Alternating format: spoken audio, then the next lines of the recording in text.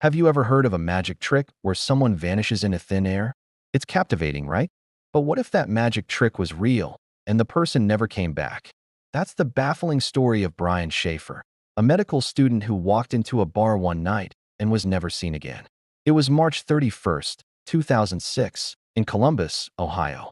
Brian Shaffer, a bright 27-year-old medical student at Ohio State University, was ready to blow off some steam.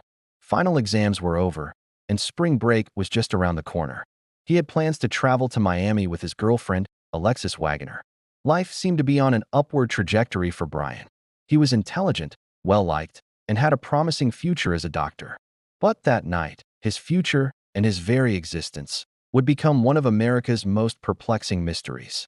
The evening started with a steak dinner. Brian met his father, Randy Shaffer, to celebrate the start of the break. It was a happy occasion, but tinged with sadness. Brian's mother had passed away just 3 weeks earlier from cancer, a loss that had hit the close-knit family hard. During dinner, Brian seemed tired, but his father just thought he was exhausted from his demanding studies.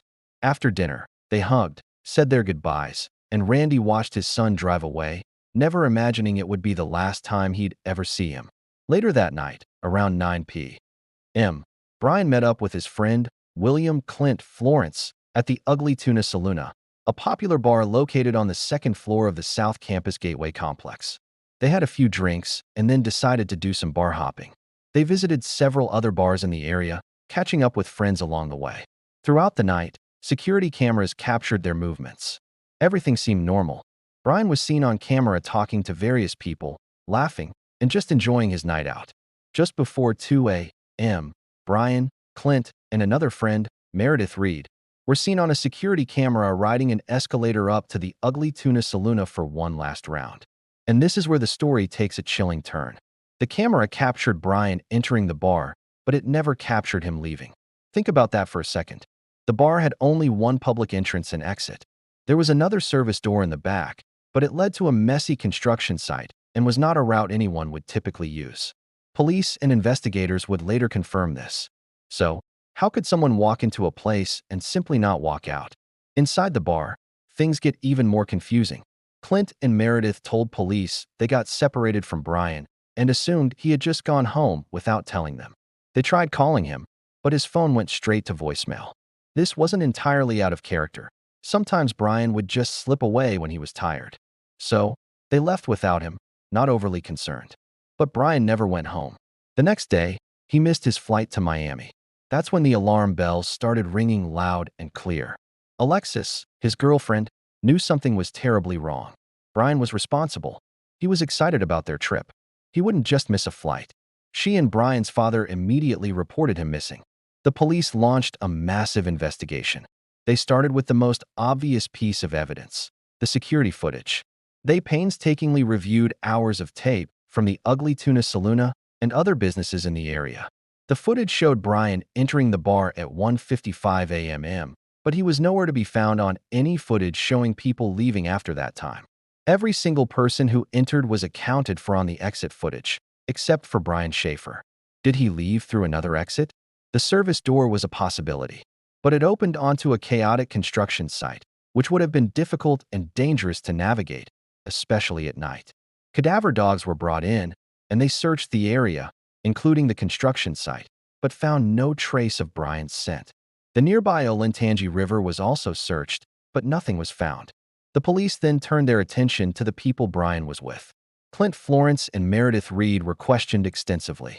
Their story seemed to check out, but one detail raised eyebrows. Clint refused to take a polygraph test. His lawyer stated that he had already told the police everything he knew and didn't feel a test was necessary. This refusal has fueled speculation for years, but it's important to remember that refusing a polygraph is not an admission of guilt. Inside the bar, Brian was seen on camera talking to two young women shortly before he disappeared. Police identified and spoke with them, but they couldn't provide any new information. Brian had also taken a call from his girlfriend, Alexis, around 10 p.m. He told her he loved her, and she went to bed, expecting to see him the next day for their flight. Everything seemed perfectly normal. The investigation hit a brick wall. How does a man vanish from a second-story bar surrounded by cameras? The theories started flying. One theory suggests foul play. Did Brian get into an argument with someone inside the bar? Did something happen that led to his death? And was his body then secretly removed? This seems difficult given the single exit and the cameras.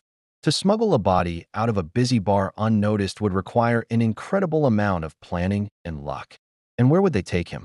The extensive searches of the surrounding area turned up nothing. Another theory is that Brian left voluntarily. Perhaps the pressure of medical school and the grief of losing his mother became too much.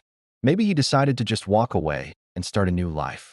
He had mentioned to his mom before she died that he dreamed of leaving medicine behind and starting a band, maybe somewhere tropical. But if he did leave, how did he do it so flawlessly? He would have had to evade all the security cameras, and he left his car parked near his apartment. His credit cards and bank accounts have never been used. Starting a new life without a trace is extremely difficult in our modern, connected world. Then there are the stranger theories. Some have speculated he might have disguised himself to leave, perhaps by changing clothes with someone in the bar. Or maybe he found a hidden exit that no one, not even the police, knew about. Could he have hidden inside the building and left days later? All these scenarios seem highly improbable. The case took another tragic turn in 2008. Brian's father, Randy, who had dedicated his life to finding his son, was killed in a freak accident when a tree fell on him during a storm. With his passing, the last member of Brian's immediate family was gone. It was a heartbreaking end to a tireless search. For a brief moment, there was a glimmer of hope. A photo surfaced on an online memorial page for Brian, showing a man in Mexico who bore a striking resemblance to him. The FBI analyzed the photo using facial recognition software, but concluded it was not Brian Shaffer. So where does that leave us? Today, more than a decade and a half later, the case of Brian Shaffer remains cold. He walked up an escalator, into a bar, and into a mystery that has baffled everyone. His digital footprint, his physical presence, everything just stopped at 2 a.m. on April 1st, 2006. The ugly Tuna Saloona has since closed. The building has been renovated, but the ghost of this mystery lingers. It's a story that reminds us how fragile life is, and how someone can be there one moment and gone the next, leaving behind nothing but questions. What do you think happened to Brian Shaffer? Was it foul play, a planned disappearance, or something else entirely? The truth is, we may never know. But his story serves as a haunting reminder that sometimes reality is stranger than fiction. Thanks for watching. If you found this story as fascinating and heartbreaking as I did, please like this video and subscribe to the channel for more deep dives into unsolved mysteries. Stay safe out there.